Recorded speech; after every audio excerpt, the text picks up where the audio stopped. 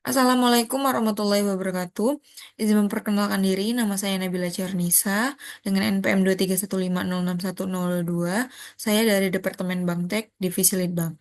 Pada video kali ini saya akan mereview mengenai materi pada OP hari pertama, yaitu tentang fundamental organisasi yang dibawakan oleh Kak Kenneth Daniel Adrian Gultom dari Teknik Elektro. Kemudian di sini ada roadmap pembelajarannya. Itu yang pertama ada konsep organisasi, yang kedua ada konsep kepemimpinan, yang ketiga ada struktur organisasi, yang keempat ada komunikasi efektif, yang kelima ada personal branding, dan yang terakhir ada kesimpulan. Yang pertama mengenai konsep organisasi. Organisasi ini sendiri adalah sistem yang dibentuk untuk mencapai tujuan tertentu melalui kerjasama antar individu yang dikoordinasikan secara sadar dengan batasan yang relatif dapat diidentifikasi. Tujuannya ini yang pertama untuk mencapai tujuan yang tidak bisa dicapai secara individu, yang kedua membantu memaksimalkan sumber daya secara efisien dan efektif, yang ketiga melalui struktur dan sistem yang terorganisir, produktivitas kerja dapat ditingkatkan.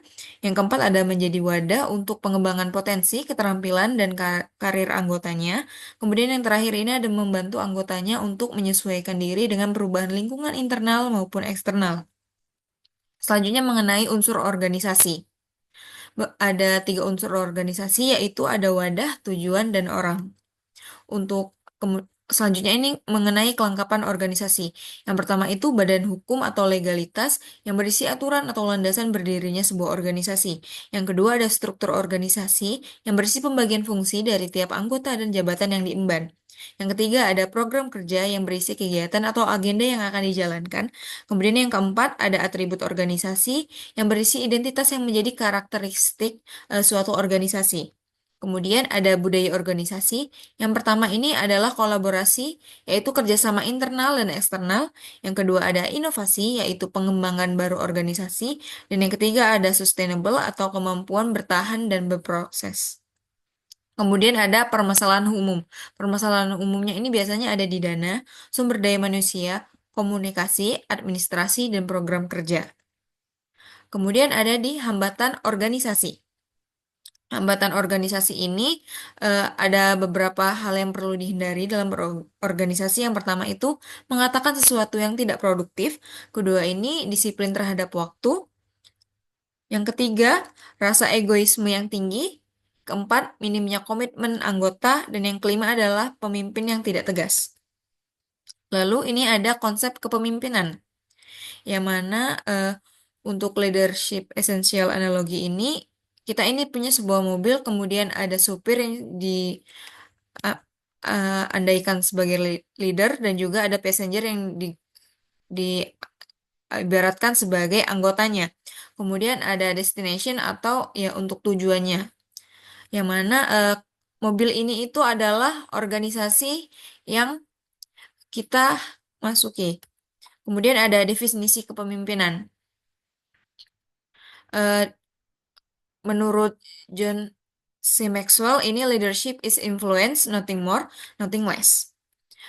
Untuk leadership function ini, yang pertama itu ada instruktif, yaitu mampu mengarahkan dan memberi instruksi. Yang kedua ada konsultatif, yaitu memiliki kemampuan mendengar dan memberikan solusi yang baik. Yang ketiga ada partisipatif, yaitu berkontribusi secara nyata dan langsung dalam kegiatan. Dan yang keempat itu ada delegate, yaitu memiliki kemampuan menunjuk anggota lain untuk menjalankan tugas. Kemudian ada leadership principle. Yang pertama ini ada inklusif, sense of empathy, kolaboratif, kesadaran bias, cultural intelligence. Yang kedua ada efektif, yaitu fleksibel dan adaptif. Kemudian ada time management dan juga team management. Yang ketiga ada empowerment, yaitu lead by example, coaching, partisipatif, decision making, showing concern, dan informing. Kemudian ada leadership metodologi, yaitu hanya memimpin orang lain. Itu pemimpin bukan dibentuk tapi dilahirkan. Sesuatu yang tidak terjangkau, pemimpin harus karismatik. Kemudian ini ada perbedaan antara leadership dan juga manajemen. Kemudian, di sini ada pertanyaan, apakah self leadership ini penting? Untuk self leadership ini itu, proses mengenal diri sendiri untuk memberikan dampak terhadap diri sendiri dalam mencapai tujuan. Type of self leadership ini itu ada self direction, self management, self planning, self control, dan juga self monitoring. Untuk, tips self development itu adalah, tetapkan tujuan, memahami dan menyadari diri sendiri, menerima peluang dan ide baru, kemudian ada, pertanyakan semuanya yang menjagal, kemudian mengikuti mentorship, menemukan kebaikan dan keindahan orang lain atau sekitar, kemudian menghormati orang lain dan caring people. Kemudian mengenai struktur organisasi. Struktur organisasi ini membagi peran dan tanggung jawab, membantu proses pengambilan keputusan, kemudian membagi peran dan tanggung jawab, dan menjelaskan jalur hubungan hierarki. Di mana ini adalah contoh hierarki untuk sebuah organisasi. Selanjutnya ini tips membuat struktural organisasi. Yang pertama compact, yaitu tersusun dengan padat dan tidak berlebihan menyesuaikan dengan SDM dan kebutuhan. Yang kedua ada vision alignment, itu sesuai dengan visi dan misi yang ingin dijalankan. Kemudian ada fungsional, yaitu masing-masing memiliki fungsi sendiri dan tidak tumpang tindih. Yang keempat ini ada well communicated, yaitu tiap struktural ini terhubung dengan siklus komunikasi yang jelas. Selanjutnya ini mengenai komunikasi antar unit kerja. Jadi komunikasi ini merupakan proses untuk penyampaian pesan atau informasi untuk membuat persepsi dari pihak pemberi kepada pihak yang menerima. Jenis komunikasi ini ada dua, ada formal dan informal. Formal ini adalah komunikasi yang disetujui oleh organisasi itu sendiri dan memiliki sifat berorientasi pada kepentingan organisasi.